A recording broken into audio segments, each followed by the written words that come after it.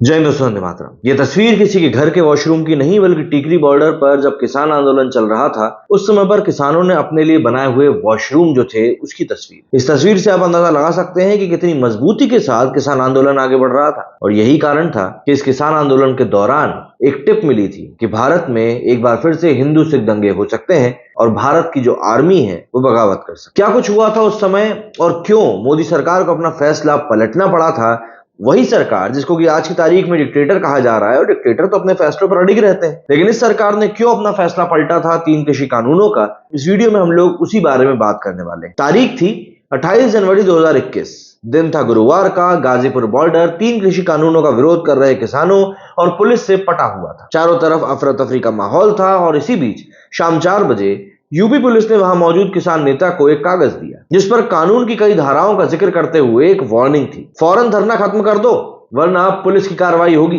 शाम 6 बजा किसान नेता राकेश टिकैत पुलिस अधिकारियों के साथ बैठक में बैठे। मीडिया में खबरें चलने लगी कि टिकैत धरना खत्म करने की तैयारी में, आंदोलन जल्द ही खत्म हो जाएगा। इसी बीच एंट्री हुई यूपी के लोनी से बीजेपी विधायक नंदकिशोर गुर्जर की। नंदकिशोर ने धमकी देते हुए पुलिस से कहा, रविवार तक इन्हें हटा लें वरना हम हटाएंगे। इस पर राकेश टिकैत भड़क गए। बोलते बोलते कुछ देर बाद फफकने लगे। उन्होंने रोते हुए कहा कि किसानों के कत्लेआम की तैयारी, कृषि कानून वापस नहीं हुए तो मैं खुद को खत्म कर लूंगा, पानी भी नहीं पीऊंगा। रोते हुए टिकैत की तस्वीर जैसे ही देश भर में फ्लैश हुई, पश्चिमी यूपी, पंजाब और हरियाणा से हजारों की संख्या में किसान ट्रैक्टर लेकर रातों रात ही दिल्ली की ओर निकल पड़े। हाईवे के हाईवे जाम हो गए, नारे गूंजने लगे, किसान वापस नहीं लौटेंगे। टिकैत के आंसुओं ने कमजोर पड़ चुके किसान आंदोलन की पूरी दशा और दिशा बदल दी। किसान दिल्ली से सटे सिंधु, टिकरी और गाजीपुर बॉर्डर पर डट गए, वहां पक्के घर बना लिए। इससे पहले सरकार और किसानों के बीच में 11 दौरों की बातचीत हो चुकी थी। सरकार ने हर बार कहा था कि वो कानूनों में बदलाव तो कर सकती है लेकिन वापस नहीं ले सकते। करीब 10 महीने बाद मतलब 19 नवंबर 2021 को सुबह 9:15 बजे पीएम मोदी ने नेशनल टीवी पर किसानों से माफी मांगते हुए तीनों कृषि कानूनों को वापस लेने का ऐलान कर दिया। ये पहली बार था जब मोदी ने कोई फैसला वापस लिया। मतलब मोदी का ये बहुत बड़ा फैसला था जब उसने अपना ही फैसला वापस ले लिया। 14 महीने बाद आखिर मोदी ने कृषि कानून वापस ले लिए। लेकिन क्यों ले लिए, इसकी 5 बड़ी वजह अब निकलकर सामने आती है। सबसे पहली तो ये कि पीएम मोदी को इंटरनल रिपोर्ट मिली थी कि हिंदू सिख दंगे हो सकते हैं। अक्टूबर 2021 की शुरुआत में पीएम मोदी को बीजेपी किसान मोर्चा की तरफ से एक रिपोर्ट मिली। रिपोर्ट में लिखा था कि किसान आंदोलन में दंगे की साजिश रची जा रही है। कुछ लोग किसान आंदोलन में घुसकर हिंदुओं और सिखों के बीच में लड़ाई कराना चाहते हैं, हमें जल्द एक्शन लेना होगा। 10 अक्टूबर 2021 को बीजेपी सांसद वरुण गांधी ने सोशल मीडिया पर पोस्ट कर लिखा, लखीमपुर खीरी की घटना को हिंदू बनाम सिख की लड़ाई में तब्दील करने की कोशिश हो रही है। ये ना सिर्फ अनैतिक है बल्कि झूठ भी। ऐसा करना खतरनाक है और उन जख्मों को रेंदने जैसा है जिन्हें ठीक करने में पीढ़ियां लग गई। दरअसल 3 अक्टूबर 2021 को यूपी के लखीमपुर खीरी में एक कार ने किसानों को रौंद दिया था। 4 किसानों समेत कुल 8 लोगों की मौत हुई। आरोप केंद्रीय मंत्री अजय मिश्रा टेनी के बेटे आशीष मिश्रा पर लगा। 14 अक्टूबर को आशीष मिश्रा को जेल भेज दिया गया, लेकिन फिलहाल वो बेल पर है। 19 नवंबर 2021 सिखों की सबसे बड़ी धार्मिक संस्था श्री अकाल तख्त के जत्थेदार रहे ज्ञानी हरप्रीत सिंह ने सोशल मीडिया पर एक वीडियो पोस्ट किया। उन्होंने कहा, कई लोग किसान आंदोलन को हिंदू बनाम सिख की लड़ाई के रूप में पेश कर रहे हैं। कई लोग इसे सिख वर्सेस सरकार बनाने की कोशिश कर रहे हैं। कुछ ग्रुप्स ऐसे थे जो सिख सोच, निशान, इतिहास और फीलिंग्स को दरकिनार कर रहे थे। अगर ये साजिशें कामयाब होती तो सिख समुदाय को गंभीर परिणाम भुगतने पड़ सकते थे। दूसरी वजह, सेना में सरकार के प्रति नाराजगी और एक बहुत बड़ी बगावत का डर। जी हाँ, ये हम भारतीय सेना की बात कर रहे हैं, ना कि पाकिस्तान की सेना की, जो आए दिन बगावत का डर दिखाती रहती है। दिसंबर 2020 पंजाब के भटिंडा में हजारों की संख्या में किसान 3 कृषि कानूनों के विरोध में जुटे थे। इसमें बड़ी संख्या में पूर्व सैनिक भी शामिल हुए। कई पूर्व सैनिकों ने वर्दी भी डाल रखी थी। इसी बीच नौजवान खड़ा हुआ और कहने लगा कि मैं फौजी हूं और मेरा पिता किसान है। कुछ लोग किसानों को आतंकवादी कह रहे हैं। अगर किसान आतंकवादी है तो क्या मैं एक आतंकवादी का बेटा? ये खबर जैसे ही भटिंडा छावनी तक पहुंची, फौजी अफसर अलर्ट हो गए। खुफिया एजेंसी को चिंता होने लगी किसान आंदोलन 1984 के ब्लू स्टार ऑपरेशन की तरह ना हो जाए। तब कई सिख फौजियों ने बगावत कर दी थी। सिख फौजियों की इस बगावत का डर यह रहा कि जनवरी 2021 में सेना ने एडवाइजरी जारी करते हुए कहा कि पूर्व सैनिक वर्दी में आंदोलन में शामिल नहीं हो सकते। पूर्व राज्यपाल सत्यपाल मलिक बताते हैं कि उस समय किसान आंदोलन को लेकर फौज में सरकार के प्रति नाराजगी थी। फौज में कई सारे लोग इस बात को लेकर बात कर रहे थे कि आंदोलन की वजह से उनके जाट समाज के कई लोगों की जान गई, लेकिन प्रधानमंत्री अपनी जिद पर अड़े, उन्हें कुछ करना चाहिए और मैंने ये बात सरकार को बताई। ये बात भाई साहब ने बताई। नवंबर 2021 की शुरुआत में मध्य प्रदेश, दादर नागर हवेली और हिमाचल प्रदेश में एक एक लोकसभा सीट और हरियाणा, राजस्थान, मध्य प्रदेश, हिमाचल, बिहार, महाराष्ट्र, पश्चिम बंगाल, कर्नाटक, असम, मिजोरम, मेघालय, तेलंगाना, आंध्र प्रदेश कुल 30 विधानसभा सीटों पर उपचुनाव हुए। हिमाचल प्रदेश में 1 लोकसभा और 3 विधानसभा सीटें कांग्रेस ने जीत ली। राजस्थान की दोनों विधानसभा सीटें कांग्रेस के खाते में गई। टीएमसी ने पश्चिम बंगाल की 4 विधानसभा सीटें जीत ली। कुल 30 विधानसभा सीटों में से भाजपा के खाते में सिर्फ 7 सीटें हैं, जबकि मध्य प्रदेश की खंडवा लोकसभा सीट वो बचाने में कामयाब रही। ये नतीजे बीजेपी को परेशान करने के लिए काफी थे। अगस्त 2021 यूपी, पंजाब, उत्तराखंड, गोवा और मणिपुर में विधानसभा चुनाव से 2 महीने पहले का वक्त था। बीजेपी ने उत्तर प्रदेश किसान मोर्चा के बड़े नेताओं को किसानों के बीच भेजा। उन्हें टास्क दिया गया कि वे गांव में चौपाल लगाएं और पता करें कि तीनों कृषि कानूनों को लेकर आखिर जमीनी हालात क्या है। यूपी किसान मोर्चा के महामंत्री रामबाबू दुबे ने तीनों कृषि कानूनों का बचाव करते हुए मीडिया को बताया कि हमने किसानों को कृषि कानून के फायदे बताकर उन्हें समझाने की कोशिश करी। कुछ किसान मान भी गए, लेकिन ये आंदोलन से हटने के लिए तैयार नहीं हुए। जो किसान कृषि कानून के बारे में नहीं जानते वो भी प्रदर्शनकारियों के साथ खड़े हैं, क्योंकि उनके लिए किसान एकता बहुत बड़ी बात है। दूसरी तरफ सपा, चौधरी अजीत सिंह और कांग्रेस के नेता किसानों के बीच पीएम की इमेज खराब करने की पूरी कोशिश में लगे थे। भाई सबको अपनी रोटियां सेकनी थी।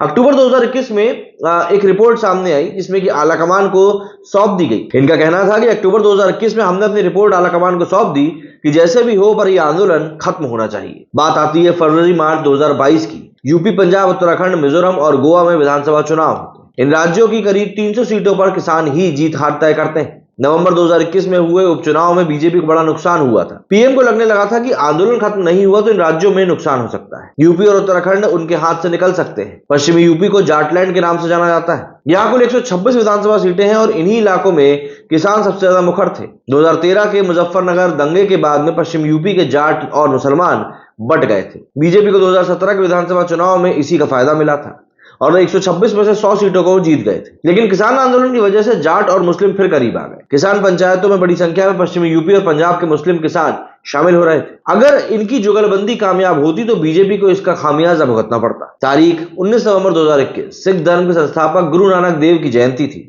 संसद का शीतकालीन सत्र शुरू होने में 1 हफ्ते का वक्त था। सुबह 8:01 पर पीएम का ट्वीट आता है कि आज 9 बजे प्रधानमंत्री नरेंद्र मोदी राष्ट्र को संबोधित करेंगे। देश भर में चर्चा छिड़ गई कि मोदी किसान आंदोलन को लेकर कोई बड़ा ऐलान कर सकते हैं। तब विपक्षी नेता मौजूदा सरकार की किसान विरोधी इमेज बनाने में काफी हद तक कामयाब हो चुके थे। यूपी, पंजाब, उत्तराखंड सहित 5 राज्यों में चुनाव होने थे। इन राज्यों में कम से कम 300 सीटों का किसानों का वर्चस्व था। 9:14 पर मोदी ने नेशनल टीवी पर कहा कि मैं आज देशवासियों से क्षमा मांगते हुए सच्चे मन से और पवित्र हृदय से कहना चाहता हूं कि शायद हमारी तपस्या में ही कोई कमी रह गई होगी, जिसके कारण दिए इसके प्रकाश जैसा सत्य कुछ किसान भाइयों को हम समझा नहीं पाए। आज मैं पूरे देश को यह बताने आया हूं कि हमने तीनों कृषि कानूनों को वापस लेने का फैसला किया है और आखिरकार 14 महीने की तकरार के बाद 29 नवंबर को लोकसभा और राज्यसभा दोनों ही सदनों में बिना किसी चर्चा के ध्वनिमत से कृषि कानून वापस ले लिया गया। 11 दिसंबर को किसानों ने आंदोलन खत्म करने का फैसला किया और दिल्ली बॉर्डर पर विजय दिवस मनाया गया। किसान के विरोध और वापस लेने के बाद चुनावी नतीजों की, क्योंकि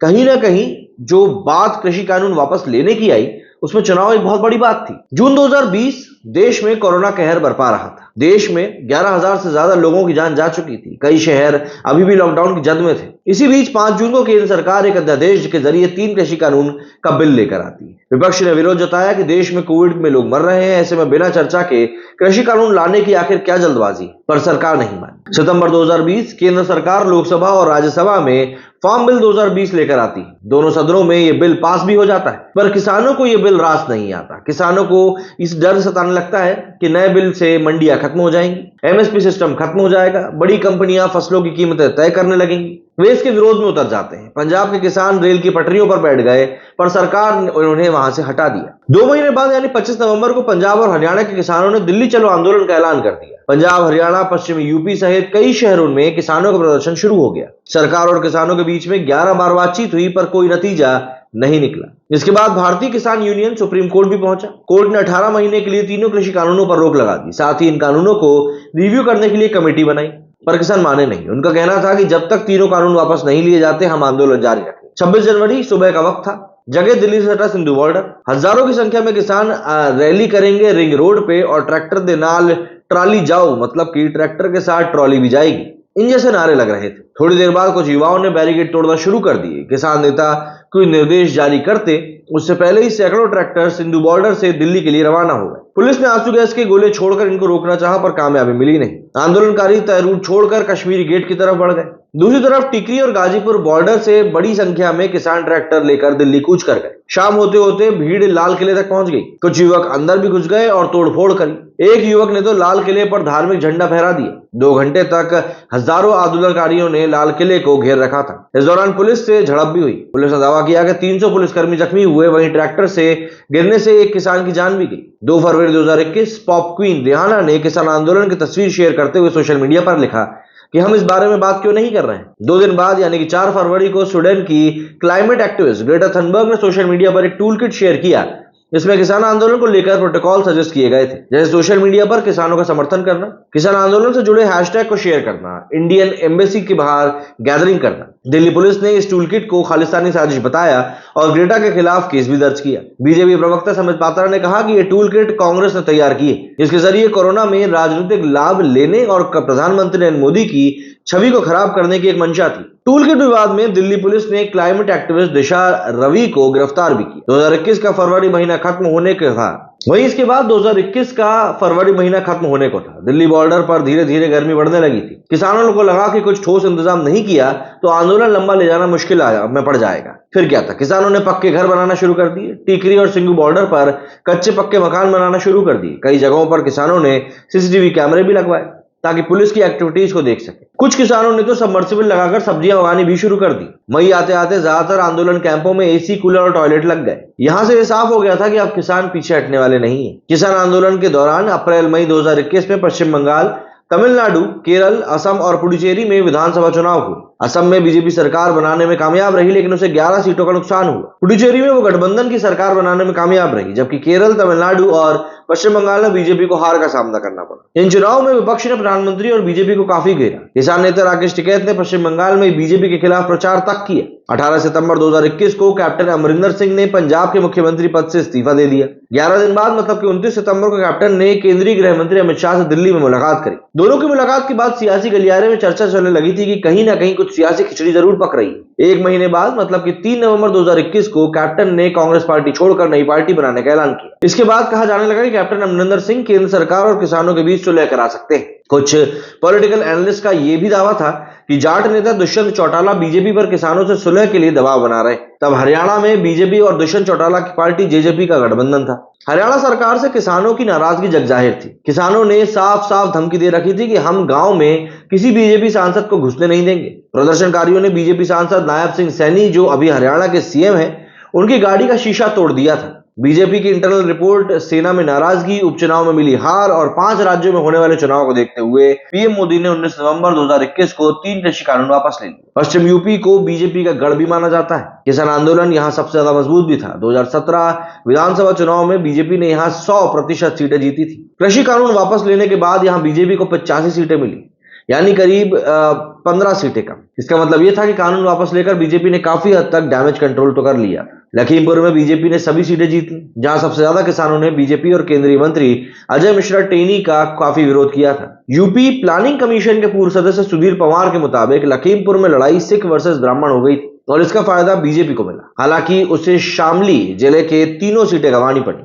मेरठ में 7 में से 3 सीटें ही बीजेपी जीत पाई, जबकि मुजफ्फरनगर में बीजेपी को 6 में से 4 सीटें मिली। ये सभी जाट बहुल सीटें थी। जाटों ने कृषि कानूनों का पुरजोर विरोध भी किया। ऐसा माना जाता है कि मोदी सरकार कड़े फैसले लेती है और अपने स्टैंड से पीछे नहीं हटती। कृषि कानूनों को लेकर भी सरकार का साफ स्टैंड था कि वो इसे वापस नहीं लेगी। ऐसे में सवाल है कि अचानक कृषि कानून वापस लेने के फैसले से पीएम की मजबूत छवि पर क्या कोई असर पड़ा। किसान नेता राकेश टिकैत बताते हैं कि प्रधानमंत्री देश का होता है, देश के प्रधानमंत्री की इमेज को धक्का नहीं लग सकता, लेकिन जब कोई तानाशाही रवैया अपनाएगा, किसानों की बात नहीं सुनेगा, तो उसकी इमेज को धक्का जरूर लगेगा। कृषि विशेषज्ञ देवेंद्र शर्मा बताते हैं कि मुझसे कई नेताओं ने कहा कि किसानों ने अपने आंदोलन के बल पर ऐसी सरकार को पीछे हटने में मजबूर कर दिया जो आमतौर पर अपना स्टैंड नहीं बदलती। हालांकि मेरा मानना है कि इसमें किसी की हार जीत नहीं थी। ये तीनों कानून वापस होने ही चाहिए थे और सरकार को आखिरकार वापस लेना पड़ा। वहीं पॉलिटिकल एक्सपर्ट राशिद किदवई बताते हैं कि निश्चित रूप से प्रधानमंत्री की मजबूत इमेज को थोड़ा नुकसान पहुंचा, उनके कॉन्फिडेंस को धक्का लगा। कृषि कानून वापस लेने के पीएम के फैसले से लोगों को यह मैसेज भी गया कि प्रदर्शन के जरिए मोदी सरकार को झुकाया जा सकता है। तो ऐसे में बात उठती है कि क्या लोकसभा चुनाव में एक बार फिर से किसान आंदोलन मुद्दा बन सकता है। पूर्व गवर्नर सत्यपाल मलिक बताते हैं कि किसान अभी भी एमएसपी की मांग पर अड़े हैं। कई और भी इश्यूज हैं जिससे किसान सरकार से नाराज है। इसका नुकसान लोकसभा चुनाव में बीजेपी को हो सकता है। हालांकि एक बात यह भी है कि अब सरकार को लेकर किसानों में पहले जैसी कड़वाहट नहीं रही जितनी किसान आंदोलन के वक्त थी। वहीं राकेश टिकैत कहते हैं कि सरकार किसान संगठनों को तोड़ना चाहती है, उसके लिए वो लगातार कोशिश भी कर रही है, पर ऐसा होगा नहीं। किसान बहुत मजबूत है, हमारी मांग एमएसपी की है और इसके लिए एक बड़े आंदोलन की और जरूरत है। नरेंद्र मोदी को लेकर ये कहा जाता है कि वो एक बहुत ही ज्यादा स्ट्रांग लीडर है, लेकिन ये एक मामला ऐसा था जिसमें कि सरकार को हालात देखते हुए फैसला वापस लेना पड़ा। और इसमें सबसे बड़ी बात तो यही थी कि एक, बीजेपी को उस चुनाव में सीटों का नुकसान हो सकता था, और दूसरा, सेना की बगावत। क्या कहना है आप लोग इस बारे में? कमेंट करके जरूर बताएं। मेरे इस वीडियो में फिलहाल उतना ही। जय हिंद, जय भारत।